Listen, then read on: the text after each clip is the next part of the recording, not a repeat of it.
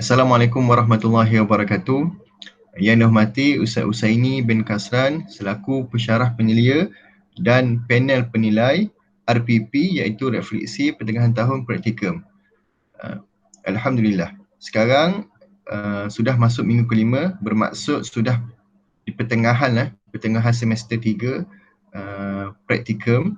Jadi saya Muhammad Nazrin bin Ruslan, pelajar dini, kekhususan dini PDPP KDC Ambilan Jun 2020, ingin membentangkan item-item ataupun sesuatu yang saya telah dapat sepanjang 5 minggu berpraktikum.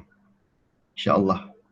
Baik, yang pertama, sebelum saya pergi ke apa yang saya dapat, inilah sedikit sebanyak maklumat praktikum saya, iaitu info maklumat umum.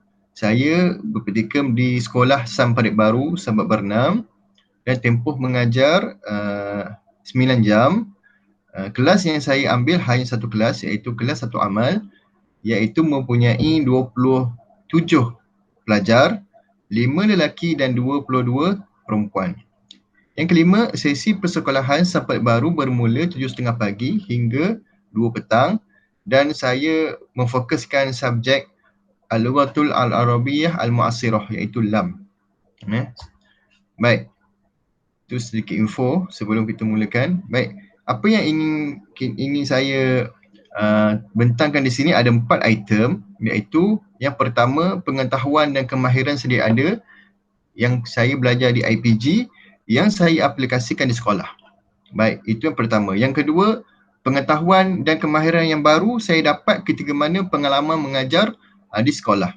Baik, yang ketiga, apakah ilmu binaan ataupun inovasi yang telah saya hasilkan ataupun yang akan dihasilkan. Dan yang keempat, komen atau reaksi terhadap pengalaman saya mengajar di sekolah. InsyaAllah sama-sama kita perhatikan ataupun apa yang saya kongsi ni tidaklah banyak, tetapi apa yang saya dapat sekadar ini sahaja. Baik, yang pertama, pengetahuan dan kemahiran sedia ada. Agenda yang pertama, pengetahuan dan kemahiran sedia ada yang telah diajar oleh pensyarah-pensyarah yang hebat di IPG. Baik, yang pertama, saya pengetahuan yang sedia ada yang pertama sudah tentulah subjek profesional keguruan. Dalam subjek ini menekankan beberapa aspek. Yang pertama yang menarik yang saya aplikasikan, yang pertama amalan etika keguruan. Jadi seorang guru yang beretika mestilah dia melakukan tugasnya dengan baik. Jadi guru-guru yang baik ini perlulah mempunyai sifat-sifat yang sepatutnya, seperti dia baik hati, dia pemaaf, sabar, kemudian tidak terlampau, bukanlah kita kata sifat serius itu tak boleh, tapi kadang-kadang kita selitkan dengan sifat jenaka. Jadi budak-budak tadi, pelajar-pelajar kita boleh merapatkan jurang antara pelajar dan guru. Jadi mereka ini tidaklah seperti jauh sangat. Maka bila dekat itu, bermaksud guru itu telah menawan hati pelajar, maka senanglah bila kita melontarkan sesuatu maklumat ataupun ilmu, mudahlah mereka menerima. Sebab mereka sudah menerima kita dahulu, lepas tu baru mereka boleh menerima ilmu kita. Baik, yang kedua, pengurusan masa. Jadi di sini walaupun di sekolah sibuk berpraktikum, jadi kerja-kerja di sekolah iaitu jawatan-jawatan yang ada di sekolah perlu juga dilakukan. Jadi di situ pengurusan masa sangat penting, di mana saya kena membahagikan praktikum dan jawatan hakiki di sekolah. Jadi saya selaku setiausaha peperiksaan, jadi semasa SPM, SMA tu sedikit sibuk lah. Jadi insyaAllah, alhamdulillah pengurusan masa yang dilakukan sangat saya rasa okey lah, saya rasa sangat bagus. Baik, yang ketiga, penerapan nilai murni. Jadi setiap kelas saya tu, saya cuba menerapkan beberapa nilai murni dalam diri pelajar. Bukan sekadar dia belajar teori, maka kita kena juga praktikalkan nilai-nilai yang ada dalam tajuk yang kita ajar.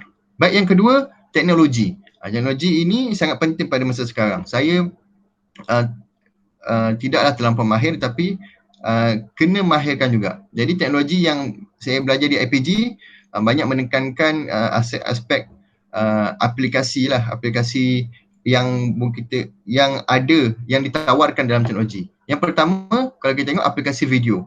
Jadi video ini seperti sekarang ni kita boleh bercakap dengan murid segerak ataupun tidak segerak. Maka mediumnya mungkin boleh guna GM atau YouTube. Maka saya pun telah memulakan benda ini. Baik, yang kedua aplikasi perhubungan, iaitu seperti Google Classroom, GC, WhatsApp, Telegram dan sebagainya. Jadi di situ walaupun kita tak berjumpa di sekolah, di luar sekolah, maka boleh juga kita berhubung dengan orang melalui aplikasi perhubungan seperti WhatsApp. Dan ketiga, aplikasi permainan seperti World, Kahoot. Maka saya didedahkan dengan banyak aplikasi permainan yang mana menarik dan interaktif apabila kita belajar dan menggunakan juga aplikasi permainan, maka di samping diorang seronok, diorang juga dapat input ataupun maklumat itu secara tak langsung masuk dalam otak mereka. Walaupun diorang sedang tengah main tu, secara langsung masuk terus. Itu yang kita nak. Baik, yang ketiga, pedagogi masa kini. Maka yang ni paling penting lah. Cara saya mengajar, cara bagaimana guru mengajar zaman sekarang. Banyak ditekankan juga, yang pertama berpusatkan murid. Dulu mungkin berpusatkan guru sahaja, maka sekarang ni kita tekankan pengajaran kita berpusatkan murid. Dan kedua, pusatkan bahan. Maka contoh pembelajaran blended learning. Blended learning. Sebelum diorang mengajar, diorang datang sekolah untuk belajar, kita telah beri latihan. Diorang telah cari maklumat gunakan teknologi, maka di sekolah terus bukan kita mengajar, kita jangan tanya soalan apa yang mereka dapat, apa yang mereka baca dan apa yang mereka faham. Itu. Baik, itu yang ketiga. Baik, keempat, ilmu yang saya dapat pentadsiran bilik darjah, PBD. Bagaimana saya boleh mentaksir pelajar secara berkala melalui latihan, melalui pemerhatian, lisan. Yang kedua, berpeluang juga saya membina soalan peperiksaan pertengahan tahun. Jadi ketika mana membina itu, saya memerhatikan sedikitlah walaupun bukanlah semua keesahan item-item yang ada, sesuai tidak sesuai dengan pelajar kita. Baik, yang seterusnya psikologi, iaitu pengurusan bilik darjah. Jadi saya mewujudkan satu peraturan khas, wujudkan peraturan khas dalam kelas yang saya mengajar. Contoh, pertama, kita tekankan kita ini, saya kata semua ini, kita ni adalah keluarga, family. Jadi tidak perlu bergaduh, tidak perlu dengki dan apa semua. Jadi jadikan satu kelas tadi, semua ini macam keluarga. Jadi mereka ini rapat dan boleh berkongsi maklumat dan ilmu itu. Saya nak yang tu. Jadi saya wujudkan peraturan itu. Baik, yang kedua, menyemak buku rekod kawalan kelas. Maka tengok siapa yang hadir, siapa yang ponteng. Jadi kita boleh buat tindakan susulan. Yang ketiga, sentiasa memberi penugahan positif pada pelajar, pujian dan galakan. Jadi ini, walaupun banyak pelajar kita, biasalah saya kata satu, kadang-kadang diorang ni membawa juga sifat-sifat darjah 6 mereka. Jadi perlu juga kita bagi galakan dan positif. Okey, benda macam ni kamu boleh buat, tapi lagi boleh buat benda yang macam ni. Kita jangan salahkan apa yang mereka buat, cuma kita bagi cadangan apa yang diorang patut lebih buat. Jadi mereka ini terasa mereka ini tidak berada di pihak yang salah, tapi diorang merasakan diorang ini mempertingkatkan diri mereka daripada yang asal. Kemudian tobaan penulisan RPH. Jadi sebelum saya masuk praktikum ataupun sebelum masuk IPG, saya RPH tu apa yang ada di sekolah lah, tapi bila dia belajar ini saya mengikutlah RPH sekarang, mengikut format yang diajar daripada seindaksi sehinggalah penutup. Dan RPH ni saya merasakan memang sangat penting bagi merancang PDP yang baik. Itulah sedikit banyak apa yang saya aplikasi ilmu yang ada di IPG di sekolah. Baik, yang kedua, ajaran yang kedua, pengetahuan dan kemahiran baru. Apa yang saya dapat benda-benda yang baru. Jadi saya pecah kepada dua, iaitu dalam bilik darjah. Baik, dalam bilik darjah yang pertama, saya belajar penggunaan TMK, Teknologi Maklumat Komunikasi, sebagai BBM. Jadi sebelum saya masuk IPG, banyak menggunakan tradisional lah, buku apa semua. So dalam IPG, kemudian di sekolah pula belajar juga daripada guru-guru yang sudah lama berkhidmat, banyakkan guna BBM. Budak-budak, dia kata pelajar-pelajar kita di sekolah sampai baru di pendalaman, mereka suka akan visual. Sedang guna visual. Jadi saya pun sedang memperbanyakkan penggunaan slideshow, video, presentation, bahan-bahan maujud, bahan-bahan yang memang diorang nampak depan mata, dan Kahoot, banyakkan benda itu, maka suasana kelas tadi tidaklah terlampau pegun, maka interaktif lah. Baik, yang kedua, saya juga mendapat kemahiran yang baru, dah dapat dari PJ, tapi di sekolah, pengalaman di sekolah, teknik dan kaedah pengajaran juga, saya mendapat juga input-input yang baru lah daripada guru-guru, daripada pensyarah penyelia, guru-guru pembimbing, bagaimana nak mengajar LAM, kemahiran mendengar, kemahiran membaca, kemahiran menulis, perlunya ada kaedah yang tersusun, sistematik. Mungkin di sebelum ni saya mengajar tapi tidak sistematik, berterabur, jadi tidak best lah. Maka yang sekarang ni insya-Allah dengan bimbingan mereka, saya boleh menyusun teknik dan kaedah pengajaran. Jadi seterusnya aktiviti kelas yang terhad, SOP. Jadi ilmu juga yang baru, norma baharu, maka tidak pergerakan mereka ini terbatas, tapi yang penting kaedah kolaboratif ni kena penting. Saya tekankan juga kaedah kerjasama tadi, tapi dalam secara maya ataupun secara SOP. Secara maya bermaksud saya bentangkan presentation, maka diorang kolaboratif menggunakan presentation tadi tapi masih duduk di meja masing-masing. Maka kena tekankan juga supaya hubungan mereka dalam kelas sangat erat dan akrab. Baik, kemudian bila susunan meja SOP ni 1 meter, 1 meter, 1.5 meter, guru sebenarnya saya lebih suka susunan macam tu, seperti suasana di Jepun, di Korea, susunan kelas begitu. Kenapa? Sebab guru mudah mendekati pelajar dalam susunan meja yang ada penjarakan. Jadi diorang ini sebenarnya lebih fokus dan tidak terganggu dengan kawan-kawan sebelah yang bila rapat. Jadi guru-guru pun boleh jalan setiap seorang. Jadi saya lebih suka dengan sebenarnya susunan meja ketika SOP. Baik, kemudian kemahiran yang baru di luar kelas, luar bilik belajar, ada 3, iaitu pertama kemahiran sosial. Kemahiran saya berkomunikasi sedang dipertingkatkan lah kemahiran-kemahiran, iaitu saya macam mana saya nak berkomunikasi dengan pertama pentadbir dan ahli kumpulan pelaksana AKP. Kemudian bagaimana saya nak berkomunikasi cara dengan guru-guru, rakan-rakan sejawatan. Kemudian bagaimana saya cuba memasuki juga Persatuan Ibu Bapa dan Guru PIBG dan staf-staf sekolah lah, pengawal, staf kebersihan. Jadi kemahiran sosial saya, kemahiran sosial saya dapat asah sedikit demi sedikit lah bagaimana kita nak bukanlah kita ni kita datang sekolah nak buat musuh, bukanlah kita rasa sekolah ini kita rasa kita ni yang paling tinggi, tidak, kita kena menghormati semua orang. Jadi saya pun sedang belajar juga kemahiran bagaimana sosial di antara mereka-mereka ini. Baik, yang kedua, pelaksanaan program. Saya tak langsung, saya walaupun mengajar, guru ni bukan sekadar mengajar tapi juga melaksanakan program. Jadi dapat juga melatih bagaimana pengucapan awam saya. Contohnya saya adalah setiausaha perpiasaan, ketika mana SPM ada taklimat yang berkaitan dengan COVID, bagaimana SOP-nya. Jadi saya telah melakukan taklimat, jadi di situ pengucapan awam saya sedikit meningkatlah daripada yang sebelumnya. Okey, seterusnya saya juga berterlibat dengan program Bumbul Lambuk dan juri pertandingan syarahan. Baik, yang seterusnya yang terakhir, peranan saya sebagai warga sekolah. Jadi bukan kita sekadar mengajar, jadi saya juga perlu ada kemahiran sebagai warga sekolah yang prihatin. Itu contoh saya pernah buat aktiviti mengecat dinding sekolah sebenarnya pelajar nak masuk. Kemudian gotong royong sebab pelajar tidak dibenarkan beramai-ramai di sekolah, maka guru yang sedikit dengan jumlah sedikit kita gotong royonglah satu sekolah, insya-Allah, alhamdulillah. Kemudian yang ketiga, membantu dalam pemantauan SOP dalam kalangan murid. Bagaimana diorang pagi-pagi ambil suhu, kawal diorang ketika rehat dalam bilik darjah tu sendiri dan lain-lain lah. Baik. Kemudian yang ketiga, ilmu binaan dan inovasi yang dihasilkan. Baik.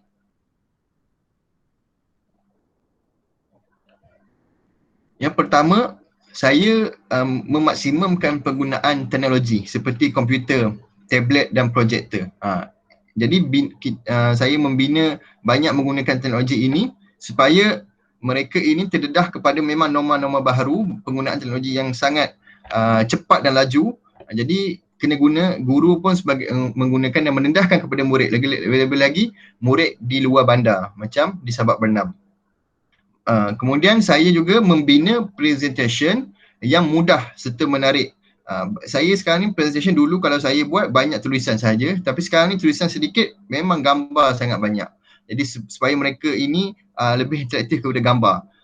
Serta menggunakan Powtoon, Canva, PowerPoint. Kemudian presentation juga saya meminta pelajar menggunakan juga aplikasi ini dalam membuat projek ataupun kerja sekolah ataupun pembentangan. Sebab Canva, Powtoon sangat mudah digunakan. Jadi mereka ini pun ICT dibuka, maka mereka berpeluanglah untuk buat dan merasai sendiri bagaimana menggunakan teknologi itu. Yang ketiga, saya bukanlah inovasi, tapi sebenarnya saya cara mengajar saya sendirilah. Saya inovasikan cara mengajar saya dengan banyak menggunakan muzik dan lirik lagu. Saya mendapati mengajar bahasa Arab ni tidak mudah, tidak hanya bergantung kepada percakapan sahaja. Maka mereka ini, saya dalam beberapa bulan saya melihat orang ini lebih tertarik kepada muzik, lagu, menghafal lagu. Jadi saya menggunakan lagu huruf abjad, alif hingga huruf ya. Mereka sambil tu menghafal ayat bahasa Arab. Mereka ini saya melihat cepat menghafal, dan apabila hendak membuat ayat, diorang menggunakan ayat lagu tadi tapi diorang diubah-ubah sedikit. Jadi saya rasa berjayalah sedikit-sedikitlah dalam diorang memahami bahasa Arab dan menambat hati mereka belajar bahasa Arab dengan lagu-lagu yang menarik.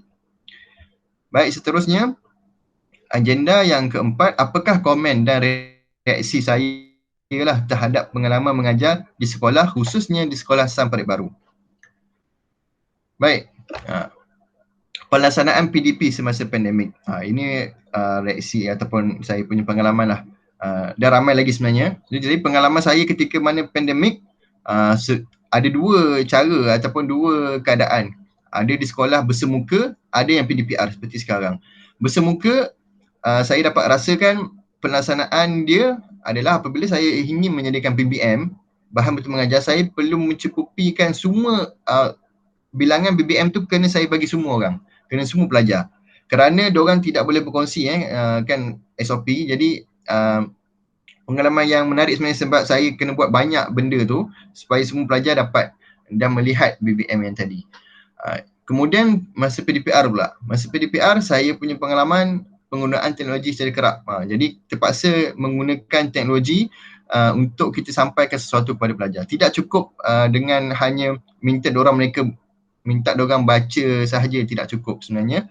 Guru juga perlu gunakan teknologi yang mana teknologi ini sebenarnya ingin memudahkan, bukan menyusahkan kerja guru. Ingin memudahkan, maka guru juga perlu, saya pun sebenarnya perlu belajar lagi bagaimana menggunakan teknologi yang mudah, senang buat dan terus sampai, maklumat itu terus sampai kepada pelajar.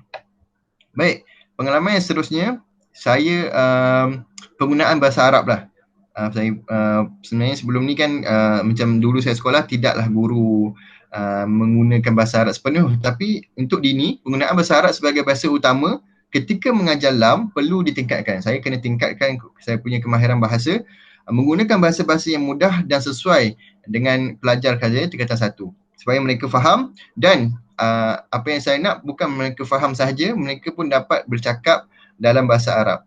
InsyaAllah saya pun kena tingkatkan juga, dan murid-murid pun saya akan bagi diorang mereka sentiasa mendengar perkataan bahasa Arab secara tidak langsung. Diorang dah mendengar, bila diorang dah mendengar banyak kali, diorang akan juga secara tak langsung diorang pun boleh mengucap bertutur dengan bahasa Arab, insyaAllah. Baik, seterusnya saya punya pengalaman ni sebenarnya saya dapat rasakan perlu lagi memaksimumkan lagi penggunaan teknologi dalam PDP. Saya kena pengalaman saya menyebabkan perlu belajar lagi teknologi. Jadi apa yang saya hasilkan yang di depan ini video dan presentation, sedikit sebanyak saya pun belajar daripada YouTube bagaimana nak menarik video, lepas tu presentation macam mana nak bagi diorang ini melihat presentation kita dengan banyak letak gambar-gambar yang cantik, yang HD, dan banyakkan warna-warna dalam tulisan hitam, merah dan sebagainya. Kemudian seterusnya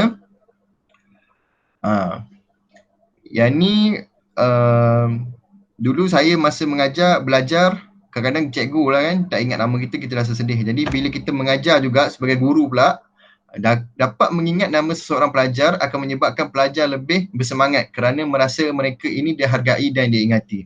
Jadi pun saya pun sonok bila kena ingat nama-nama pelajar kita. Lebih-lebih lagi zaman sekarang nama sangat panjang dan susah sedikit, jadi perlu masa untuk saya ingat. Tapi apabila saya ingat, kita sebut nama dia, kita selalu panggil nama dia, dia lebih suka. Dia lebih, bila kita masuk kelas, dia yang bersemangat rasanya, dia yang bangun lebih awal. Jadi insyaAllah saya akan hafal lah semua nama-nama pelajar kita, dan kalau boleh panggil nama yang mereka suka. Kadang-kadang nama panggilan tu, kawan-kawan panggil mereka dengan panggilan tadi, mereka tak suka sebenarnya. Tapi kita sebagai guru ni, kita kena panggil nama yang mereka suka. Tanya pada dia apa nama sikatan yang mereka suka. InsyaAllah diorang dapatlah menjalinkan hubungan antara guru dan murid tadi, hubungannya lebih erat dan rapat. Seterusnya, apa yang saya dapat simpulkan, guru ini sebenarnya, profesi keguruan ini sangat mencabar dari segi mental dan emosi, fizikal, jasmani. Sebab bukan, kadang-kadang diorang melihat kita mengajar saja, tapi sebelum mengajar, bagaimana kita buat persediaan, semasa mengajar, kita tengok bagaimana reaksi pelajar dan kita fikir bagaimana dalam masa yang sama, ketika mengajar kita fikir pula cara yang lain. Yang kita rancang dah lain, tapi bila dalam kelas jadi lain. Jadi kita perlu cepat berfikir bagaimana kita nak counter balik perkara tadi supaya tidak pengajaran tadi tidak pegun dan tidak elok dan tidak berjalan dengan lancar. Jadi kena bijak, otak ni sentiasa kena berjalan. Baik, kemudian siapa yang saya rasakan praktikum ini adalah fasa mendidik Praktikum IPG ni fasa mendidik bagaimana menjadi seorang guru yang kompeten. Jadi insyaAllah dalam masa 5 minggu yang akan datang, bimbingan guru pembimbing dan pensyarah pendidik sangat dituntutlah untuk saya bekerja, sebab dalam bidang mungkin lama lagi dalam bidang ini insyaAllah. Dan banyak juga perkara yang perlu saya teroka lagi sebagai seorang guru, seorang murabbi, pendidik, sebagai seorang abang, ayah kepada pelajar kita ni insyaAllah. Jadi ada kata-kata penjangga mengatakan guru adalah pendidik. Untuk mendidik, guru perlu dididik dahulu. Jadi sekarang ni adalah tempoh guru saya dididik. InsyaAllah saya berharap dapat menjadi seorang guru yang dapat memimpin pelajar-pelajarnya menjadi seorang yang berjaya di dunia dan di akhirat, insyaAllah. Maka terima kasihlah kepada pihak IPG, terutamanya kepada pensyarah pendidik saya, Ustaz Usaini bin Kasran, kerana banyak membantu dalam menjalankan praktikum, dan juga kepada Sekolah Agama Menengah Parit Baru kerana memberi peluang kepada saya untuk berkhidmat di sekolah dan mengajar pelajaran ini insyaAllah. Semoga semua dapat balasan daripada Allah SWT dengan ganjaran yang hebat lagi besar. Baik, minta maaf atas salah silap. InsyaAllah sampai sini sahaja. Assalamualaikum warahmatullahi wabarakatuh.